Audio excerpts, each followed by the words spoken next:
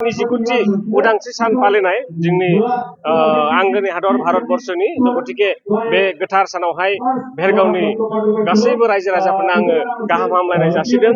आरो बेखिनि समाव आङो नोंथांमोननि माध्यमनि जुगिदि आं बयखौबो धन्यबाद होदों। रायजो राजा दोलै नोगोरै ओंखारबोदों, लैहोर लैहोर ओंखारबोदों आरो जोंनि हाबाफारिया जथेस्थ' मेहेरगोनां जादों। बेनि थाखायनो आरो फैगौ समावबो बेबायदिनो बे उदांस्रि सान बा जोंनि जे रिपाब्लिक डे गासिबो प्रग्रामफोर जाहाथे रायजो राजानि बेबायदि मददखौ जों मोनो बेखौ जों आसा खालामदों आरो नोंथांमोनहा दायो नुखाबाय जोंना फिरफिला उराय होनाय जि हाबाफारि बे हाबाफारिया जोबस्रांबाय आरो बेजों लोगोसे फरायसुला फरायसुलि आरो पुलिस बिभागनि जि मार्च पास्ट बे मार्च पास्टआबो दासो जोबनानै थांबाय आरो जोंहा दा बिभिन्न गुबुन गुबुन हारि माहारिनि जिथु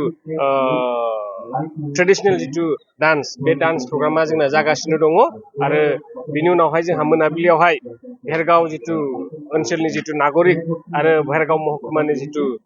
फुटबल टीम एक्जिबिसन मेचबो जोंहा बेलासिनि 3 बाजि जानाय लोगो लोगो जोंहा जागायगोन। बेयावबो आं नोंथांमोनखौहाय खावलायदों लैहोर लैहोर फैनो थाखाय आरो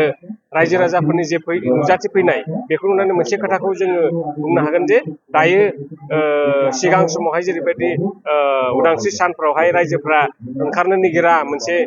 सिन्थाधारा थायोमोन, बे सिन्थाधाराया आजिखालि गैलिया। उन्दै गेदेर हौवा हिन्जाव बयबो लैहोर लैहोर फैदों आरो बियो जोंनि थाखाय खोब मोजां खौरां।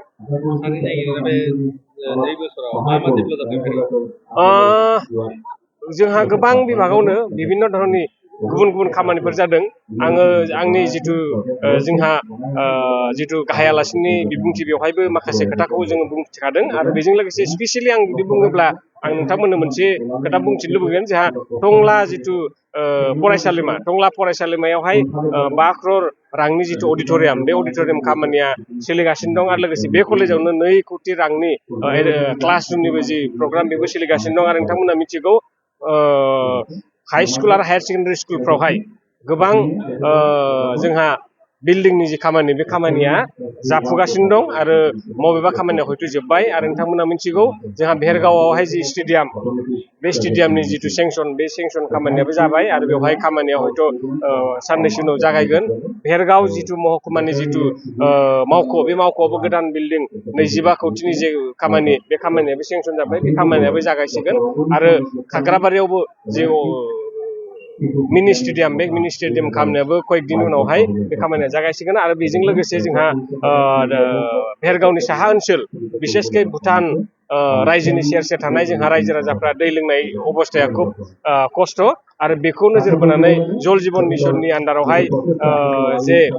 ननय माल्टि भिलेज स्किम जेखौ बुंदोंना, बे स्किमा जोंहा प्राय रेडि जाबाय आरो बेयो साननैसो उनावहाय हयथ' बेखेवजागोन आरो बे बेखेवजायोब्ला जोंहा बे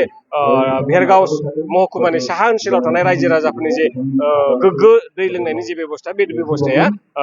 जाफुंगोन।